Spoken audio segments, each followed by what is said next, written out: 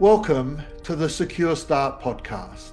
Taking your children into adulthood is probably one of the deepest education experiences that I've had. People often talk about breaking the cycle, and for me it's about breaking cycles. There are some things that just repeat, but actually there are some cycles that can be broken, and being able to really be present, be connected, be consistent for my children as adults feels to me like a really beautiful breaking of a cycle. We have to stop thinking about children coming out of care and that's the end of service. The people who are doing the work, the direct work, are giving something of themselves every time they do that. And what I'm focused on in my next book is how do we make sure that the people doing that work are looked after in a really deeply and profound way so that they can do that work. We need to sort out the language.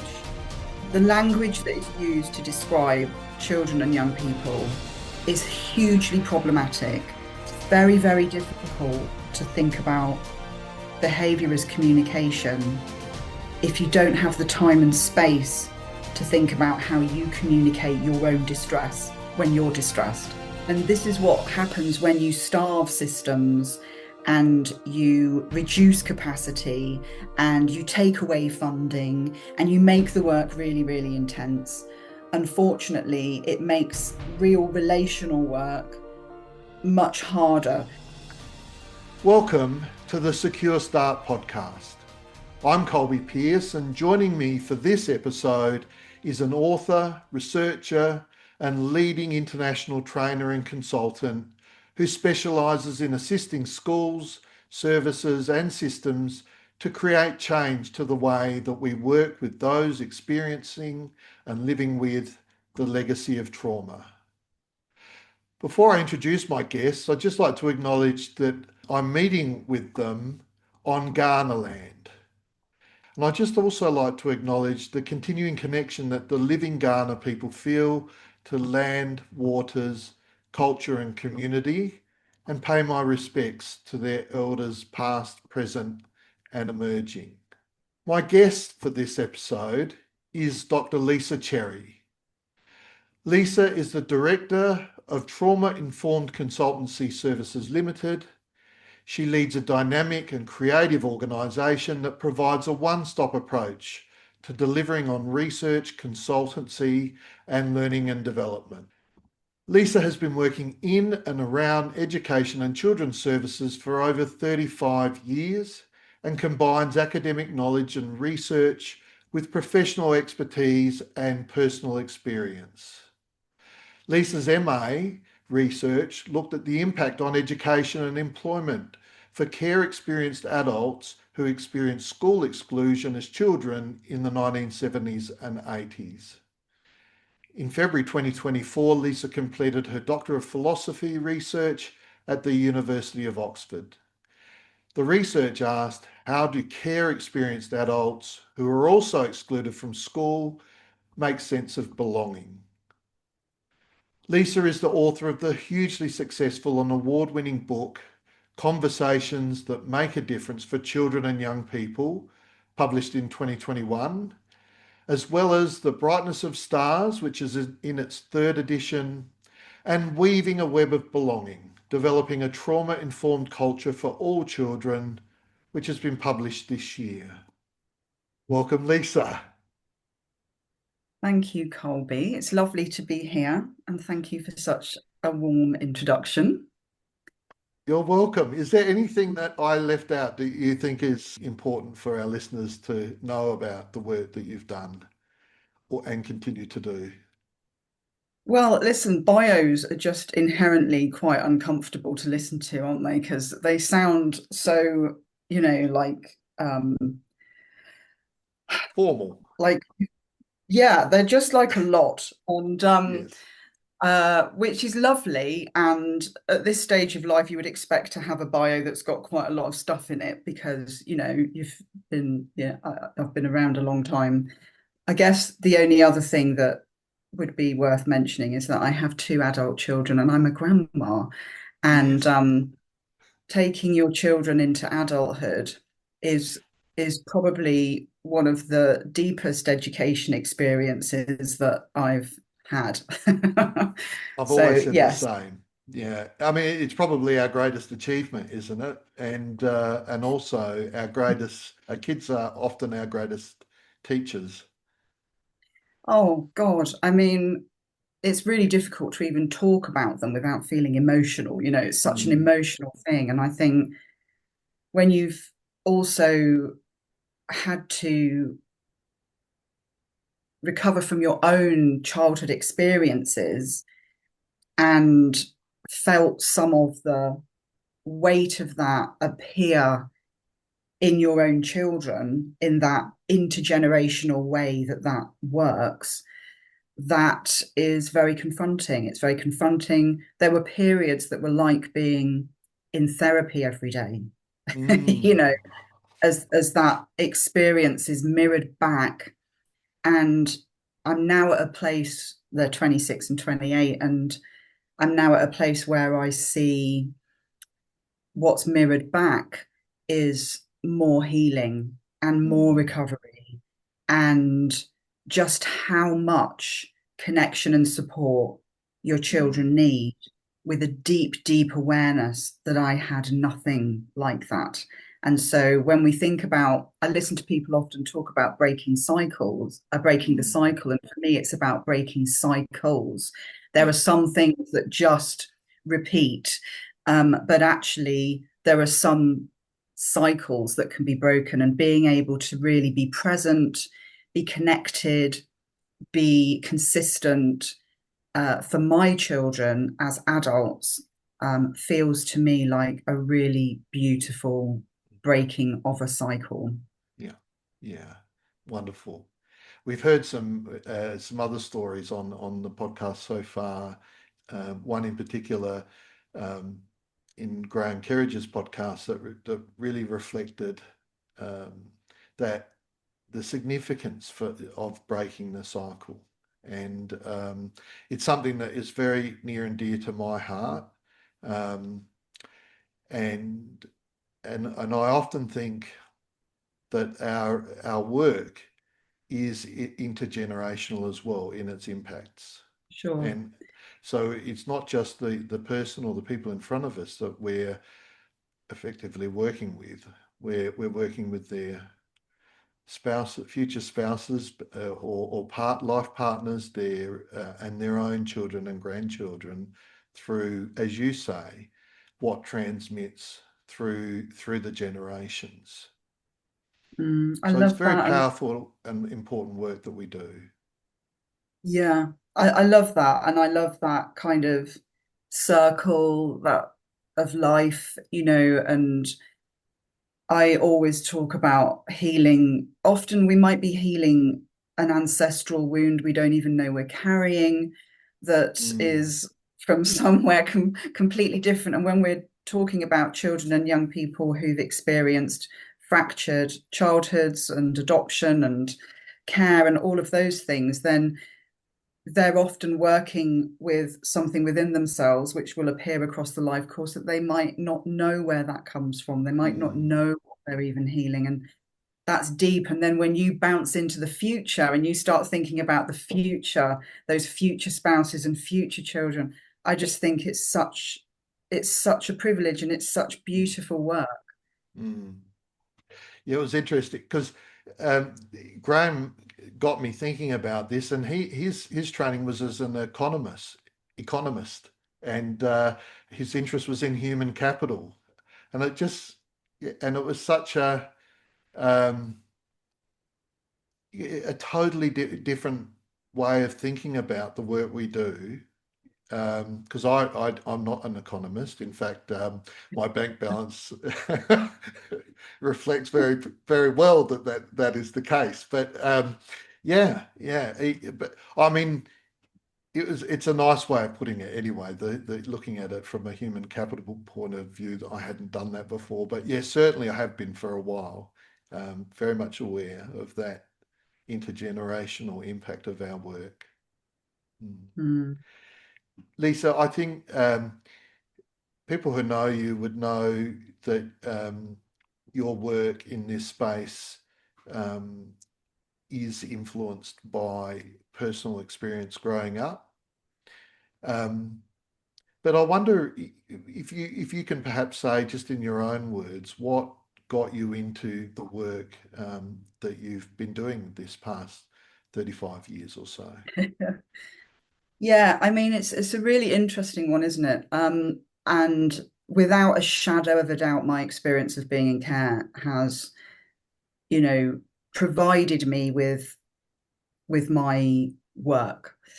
Um, and I guess there are aspects of that that are part of me and my personality and the things that I care about and I'm passionate about. Like, I remember as a very young child being very passionate about justice, being very passionate about the society that we lived in. And so I guess I could have gone into different avenues. I wanted to be Kate AD. I wanted to be a war correspondent. I thought that Mm, looked absolutely amazing. And of course, going in, doing research is kind of like really sophisticated. I don't know if researchers would like this, but journalism and research really sit closely together. mm, And I was always very interested by journalism and wanting to tell stories and wanting to highlight things that were wrong and that needed change. And I felt that very much growing up.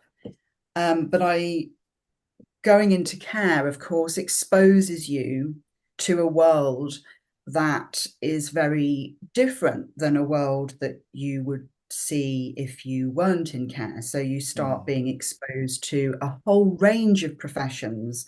Um, you'll be exposed to residential social workers, to foster carers, to social workers.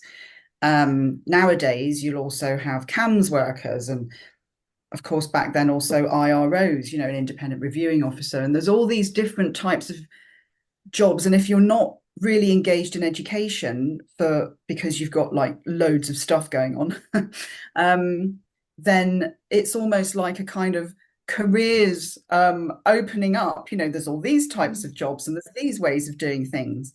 So I think the combination of who I was, and I was the sort of child who was often writing to the director of social services and making complaints and mm, kind of seeking justice in the children's home and stuff like mm, that.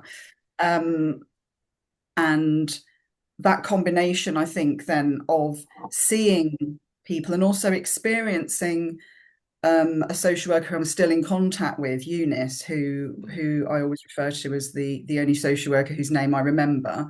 mm, We'd sit in her Ford Escort. I'd be crying, going, "Why is everything so shit?" And she'd be making me feel better. And I thought that looks like a mm. great job. You get a Ford Escort and you get to make people feel better. I mean, Particularly the Port what's, Escort bit a bit. yeah, what's not to love about that? So at Yeah. sort of 15, 16, she was my social worker, only for about a year and a half, but very Mm, influential.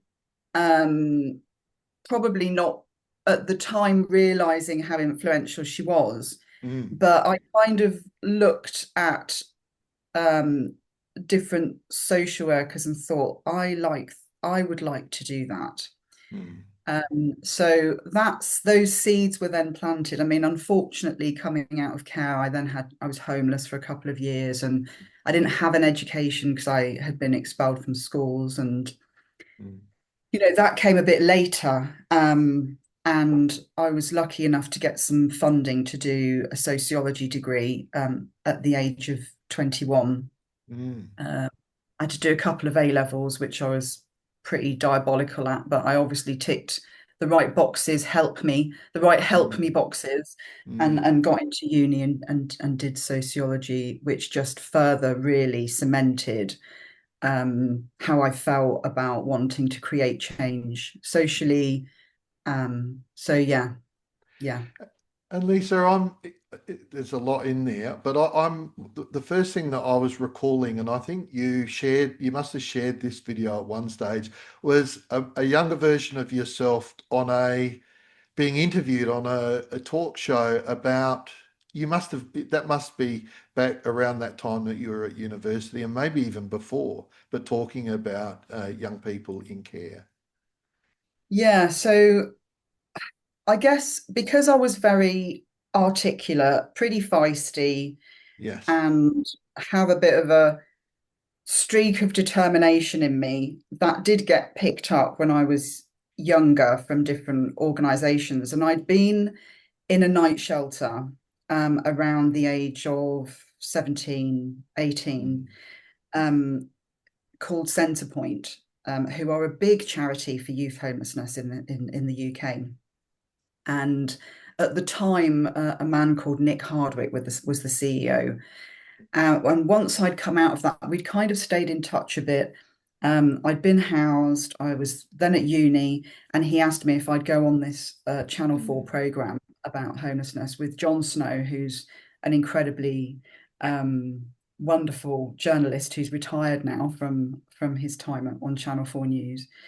And yeah, so that kind of campaigning element and wanting to create change and going through that process of being quite vulnerable. Because, mm, I think when I met Nick many years later, he said that they had only just started thinking about children coming out of care and homelessness, that mm, actually the vision at the time, so I'm going back to the late 80s, early 90s, was very much that homelessness was a step, this idea of an older male drinking, mm, that there wasn't a real deep understanding about mm, children coming out of care and being homeless, which so many of us were.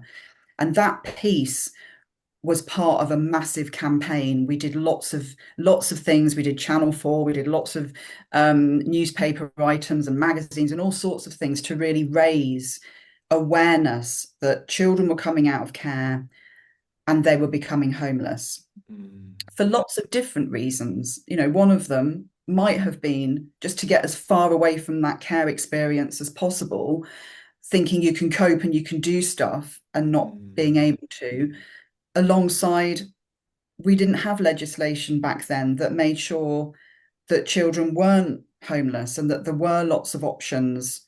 There weren't lots of options actually when you came out of care. So it was a really, really tricky time. yeah. And I think it's something that's still being grappled with in many Mm, jurisdictions around the world, in my own local jurisdiction. And I think you mentioned something in there that resonates with me. That often my observation with young people, and I work long term with the young people that I do see, and will continue to see them professionally post care. But oftentimes the last thing that they want is for any authority to be assisting them in any way. They just want done with the government running their lives, and sadly, I mean that's a bit of an indictment on their experience in care, and also sadly sets them up for a tough run, as you experienced as well with homelessness and various other challenges being part of their experience post care. Yeah. And that's why we have to stop thinking about children coming out of care and that's the end of service. There has Mm, to be, in the same way that you have with your own children, there has to be that ability, because your own kids might turn around as well. Both my kids were trying to live independently long before they could. And I think that's quite a mm, normal thing to happen. But of course, there's that elastic band, that continuous coming back. We need to really think about services in a very different way that yes. understands the science that underpins child development for a start, and that also understands 18 to 25-year-olds in terms of um, the work that's been done around contextual safeguarding. Mm, Um, so that people have that opportunity to recover from some of those experiences, but they can also come back just like your own kids Mm, can. mm.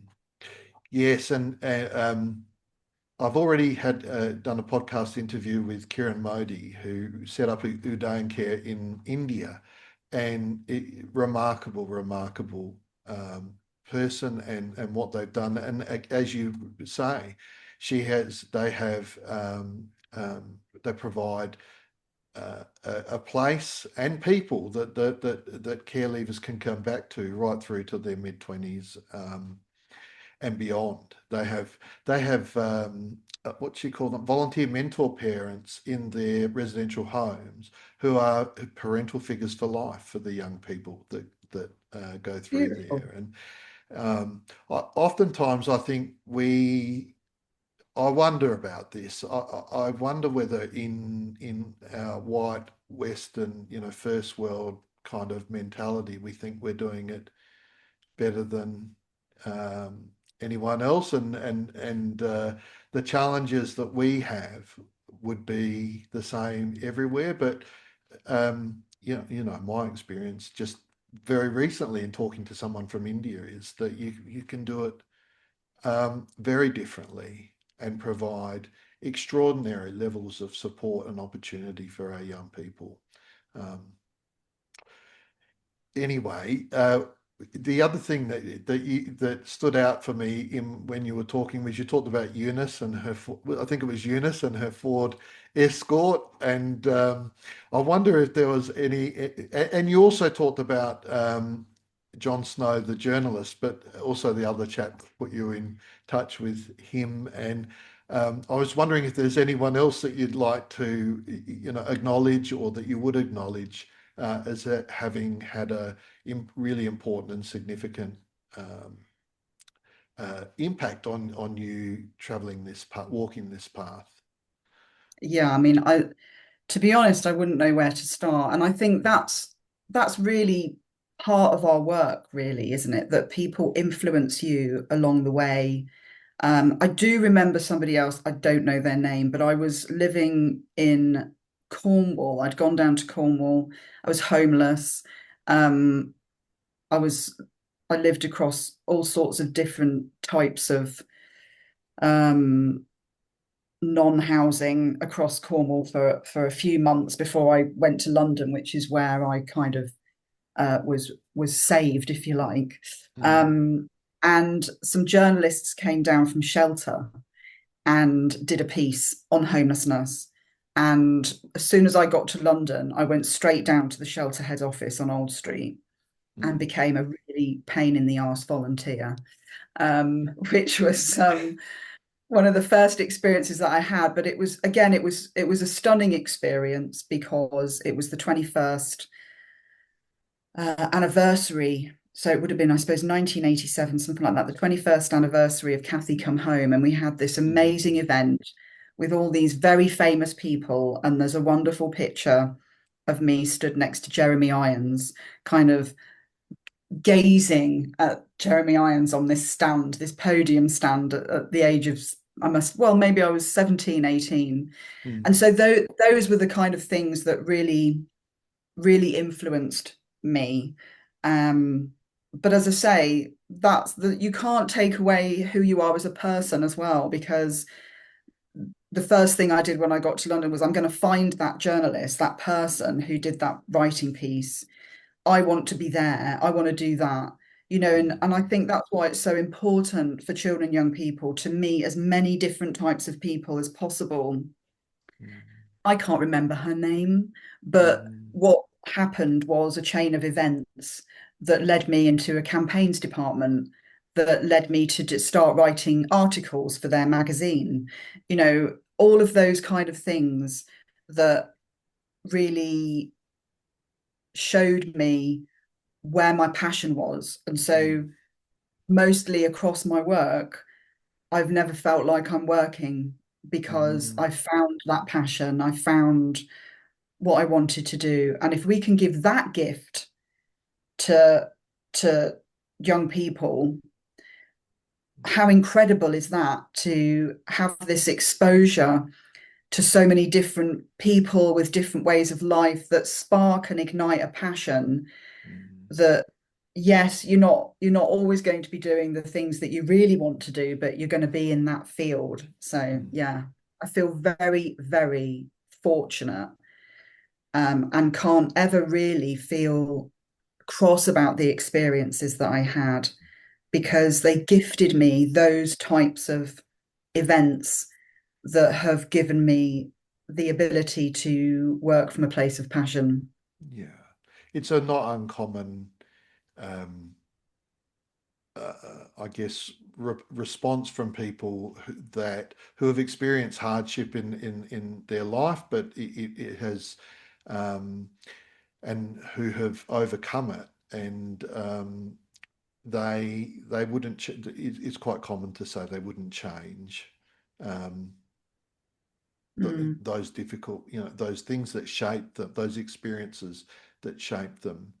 And yeah. what's really coming through, Lisa, listening to you talk, is how driven you were to, Mm, even in the midst of your own discomfort. And I'm imagining considerable discomfort being homeless, post care, but even in the latter stages of your time in care, you being driven to try and to stand up and say, this is not good enough for me, nor my peers who are in this space. Yeah. yeah. And And then again, I feel very blessed that, I have that within me. And mm, you're very focused on attachment. And I absolutely believe that the first attachment relationship that I had with my grandmother mm, um, was profound in terms of my development. And, she was present.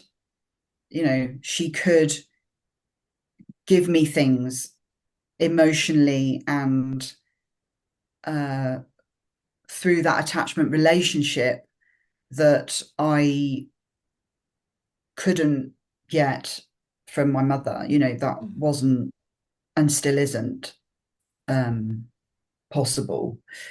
And so I have so much gratitude for that, because I think if I hadn't had her, mm, I'd have been in care from very young, mm, and that would have brought a whole other set of challenges and difficulties. And it would be, as much as there are no regrets in the sense of what the experience gave me, there's still sadness, and there's still loss, and there's still mm, grief. And I think it's really important to hold both of those things. Um, and I wonder anyway, I've met enough humans, many, many humans, to know that sadness, loss, and grief is part of the human experience, and that whatever experiences you've had, invariably, most people are grappling and dealing with mm. their their own families and their own beginnings in life. Yeah. Uh, yeah, So at some point, you kind of started out your advocacy in care about the conditions within the care arrangement that you were in, and then moved to the homelessness of care leavers post care. And at some point in time, you turned your attention to schools and the experience yeah, of young people who had experienced relational trauma and their experience of schools. Do you mind telling us a bit about that? yeah. So once I'd got my degree, I moved into, I worked in leaving care teams for nearly 10 years. And then I moved into, and then lots of things changed, and I didn't like it. I didn't like it anymore. It became very admin-y. It lost some of the fusion with youth work that leaving care work had back then, which I loved, and which was very relational. and consistent, and it was lovely work.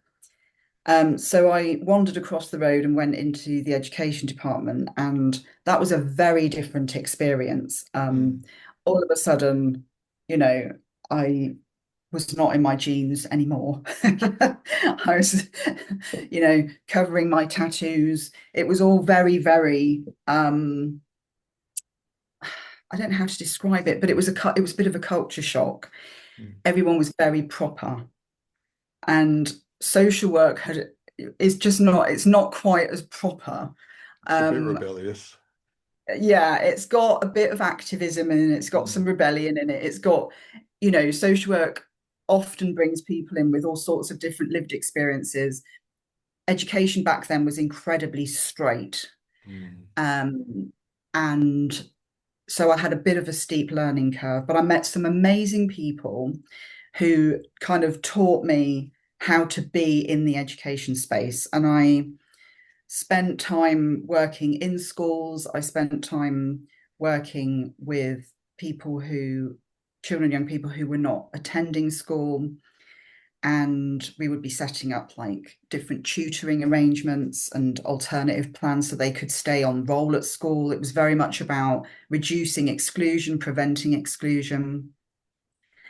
So I did that for 10 years. Mm. And I kind of got to a point, because I also had two young children at this point as well, that I wanted to drop into doing body work. Mm. And so I took some time out and did some work around holistic therapies, which was really the beginning of using a trauma lens and bringing the body into the way that I had been thinking about the work that I was doing. And that was around 2005, so 20 years ago. Mm. And then I did a small piece of work with a local authority, which was very much about creating services across different sectors and getting people around the table. And that was an amazing piece of work, because it really taught me how long it takes to build relationships, Mm. not just the relationships that you're having, but when you're trying to engage other sectors to sit round a table and talk to each other and become friends, that takes a long time. So that was a real gift to watch that process. Mm. Um, and then it was after that, because we had a change of government and the financial crash, and I also had something personal happen in my life that just threw everything open, and that's when I became self-employed 15 years ago. Mm. Yeah. And you've been very active in that 15 years, as you likely were prior to that. Um, Amongst other things you've done is you've written three books, which I mentioned earlier in the intro. I wonder if you just would like to talk a little bit about each of those books and what particular messages they might have for children's services and for schools. Yeah, so, well, the first book was The Brightness of Stars, and I wrote Mm. that back in 2012, 2013. And I wrote it because I'd hit a bit of a roadblock. I wasn't particularly open about my experience. I hadn't really talked about it, but I was very aware, like lots of people who get to their kind of late 30s, early 40s, that midlife period, that it had massively influenced me, and that Mm. whatever I hadn't dealt with in the recovery journey I'd had so far, I was going to have to deal with. And that led me to think, but there must be lots of other people with this experience. Where are they? I mean, think about this. There's no Facebook groups, there's no social media where everyone's connecting. I think we were sort of very much at the beginning of that. Mm. And so I had a few connections, and I wanted to share stories, where I started at the beginning of this podcast talking about sharing stories and journalism, and I wanted to share stories.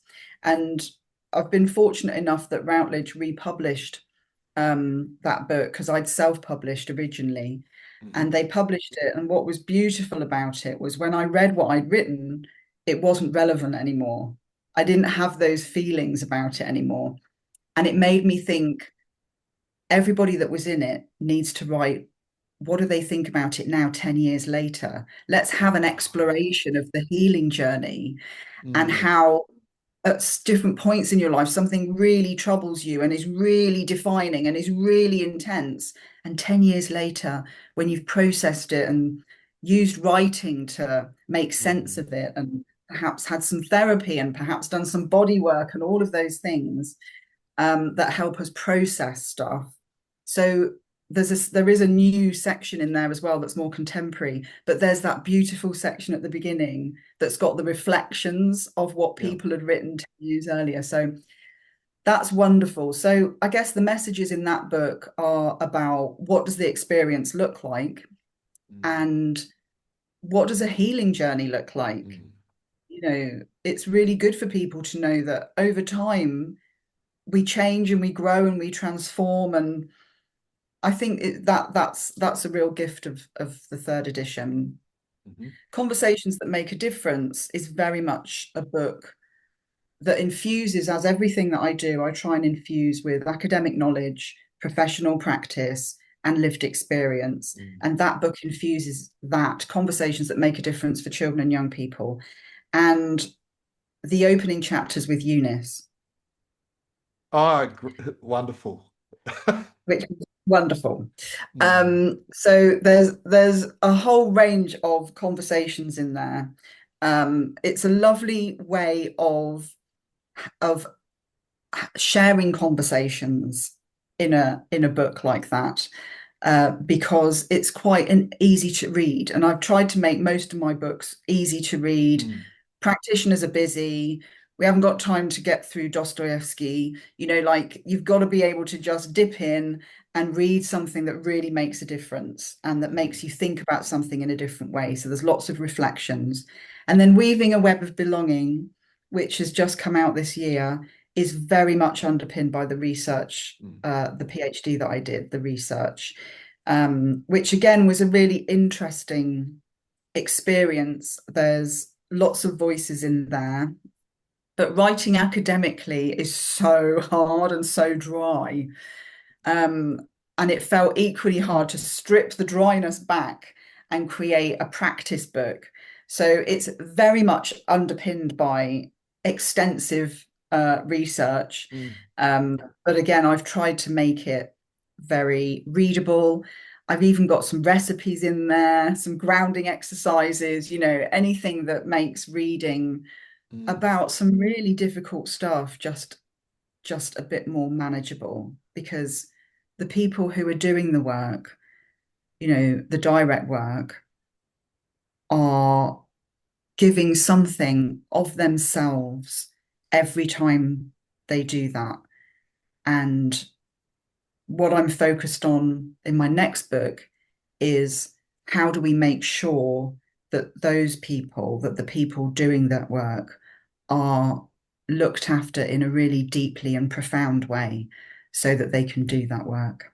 mm. That sounds wonderful. I'll look forward to reading that book as well, Lisa. I think you've, I mean, writing a book is a very generous thing to do, I think, and particularly when you have such extensive lived experience and knowledge and drive, and I'm really pleased to hear and that your books do well, and see all the posts on social media of people who've got the latest book on belonging. Yeah, that's just wonderful. Um, if you could sit down with the heads of education or the heads of child protection, child safeguarding, statutory authorities, what do you think you'd say to them? So I guess, I mean, I'd say a lot, but I think there's Yes. two things that I think are really important and really misunderstood. So the first thing I'd say is we need to sort out the language. The Mm, language that is used to describe children and young people is hugely problematic. It's hugely problematizing of those children and young people, and it shapes and forms the way that they are viewed and the way that they are seen. mm, So, language is the first thing. Let's get on with a piece of work sorting that out. And I guess the second thing that is also hugely misunderstood is that behavior is communication. mm, That seems to me to be such a difficult concept for people to understand. It's almost as if people think children have an articulation of their trauma that it can take you decades to get, that they can somehow come and say to you, I've mm, got to have a chat with you later because I'm really struggling with something and I'd like to mm, talk it through, you mm, know. And of course, that is not possible. mm. But that's the expectation. So when a child shows you, which is what children will always do, that they are struggling with something, I would say that's something that I would really like to be understood more. Yeah. And one of the first ways of understanding that is for people to drop into their own Mm, central nervous system, their own relationship with shame, and their own relationship with struggle. And if they can do that, and that's some of what I try and do with people, if they can do that, then that expands that space of compassion because then there's some compassion for self. yeah. It's very, very difficult to think about behavior as communication if you don't have the time and space to think about how you communicate your own distress when you're distressed. Mm, So I think that would be what I would be looking at. Let's give people some space for reflection. Let's give people some space for some really good training opportunities. Let's give people some space to drop into their own bodies so that that exploration can happen. yeah. I think listeners of this podcast will be very, very familiar with me saying that one of my and another issue that's very close to me is the fact that too many practitioners in education and also in child safeguarding are so flat out with the work that they don't have time to stop and Absolutely. think about what they're doing. And it manifests to me in a couple of things. I'll often ask people, you know, if they'll say that they'll give me the shopping list of problems with a young person, and then and I'll say to them a couple of things. One of them would be um, if my intervention was successful, what would you expect to see? What would be different? And people find that very hard, very, very hard to answer because, as you say, they're so stuck in a problem focus and talking about the problems of the children. I also say to people, and I think this ties very much in with what you're saying about just take some time to think about what it would be like if you were struggling, if you were having some of these experiences. I ask three questions. If the child could or would, how would they truthfully describe themselves, other people, and their world? How fast does their motor run? And what did they learn in their first learning environments about how you get your needs met? Again, really difficult questions to answer, I've found. But I do think you're right. I think, and again, people need time. I think if people have the time to drop in and reflect on their own experiences of struggle, or what it would have, what they can imagine it would be like to experience significant struggle. I remember the first. it was not the first time I thought about it, Lisa, but it's one of the first times that it really stood out so much that I remember very early in my career, mid 90s, in my first posting as a clinical psychologist, doing assessments of young people. I had a young person that I was expecting to see first thing in the morning at the office. And when I arrived, I used to live on one side of my home city of Adelaide and work at the far extremity of the other side. And depending on traffic in between, that journey could be elongated or otherwise. But anyway, I walked in and I walked into one of the professional areas of the building, and there was the young person. And I knew it would be her because she had a distinctive background. So I immediately knew, this must be the young person that's come to see me. And I was very aware of her surroundings at that time and what she made of them. And the fact that the taxi driver, a taxi driver had collected her from her placement and dropped her at the office. And she was about 9 years old from memory. So, yeah, just really from then on, it was very much foremost in my mind the experience of our young people. And it's very hard if you don't give people the time to stop and reflect, then they just become very procedural and the Mm. work loses a bit of its heart and it becomes heartless and procedural, I think.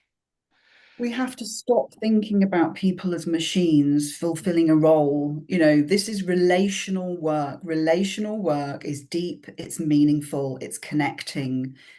And so people, and this is what happens when you starve systems and you reduce capacity and you take away funding and you make the work really, really intense.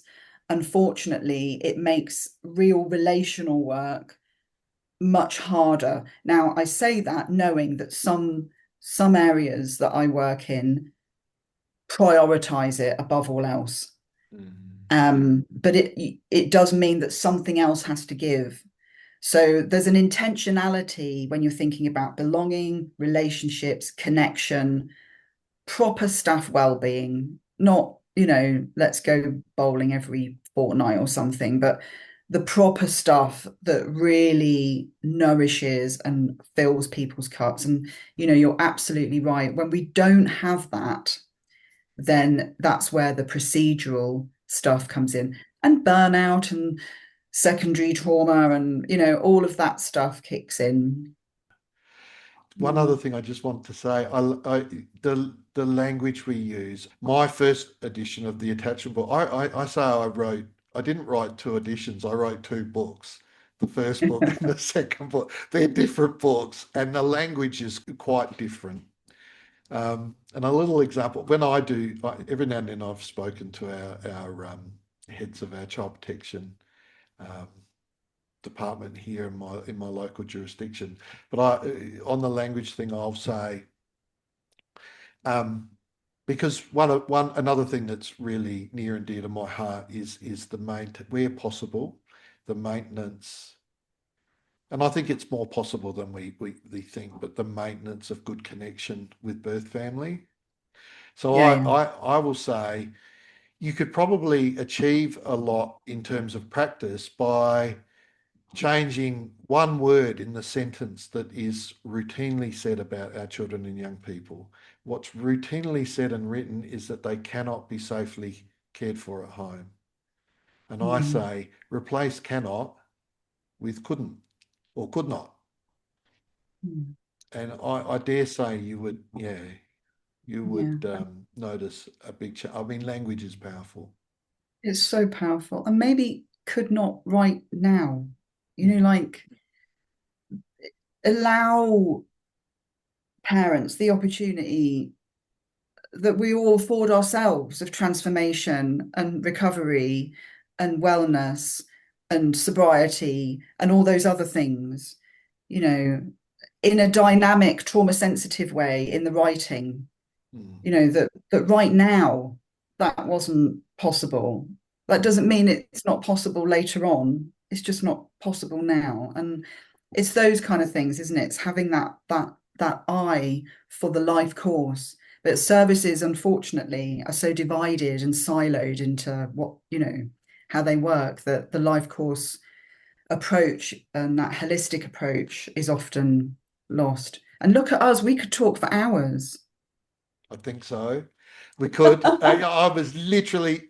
I, I say to the kids when you're supposed to say, Colby, get out of my head. It's rude. You got to ask permission before you're reading my mind. But you were just literally reading my mind then, Lisa, because I was going to say yes. Yeah, we could talk for hours. We should. We maybe we'll just have to do this conversation in installments, perhaps. But if you're keen. I do give all of my guests an opportunity to ask me a question without notice at the end. We've heard a lot of my voice already. I'm not sure if you had something that you wanted to ask me. Well, I don't have anything to ask you today because I've already interviewed you on my podcast. So I asked you lots of questions. So if anybody wants to hear those questions, then I'm sure Colby will drop that episode into the show notes, and you can listen to me ask you lots of questions. Yeah, I think I'll do that. Wow, I mean, is that a bit?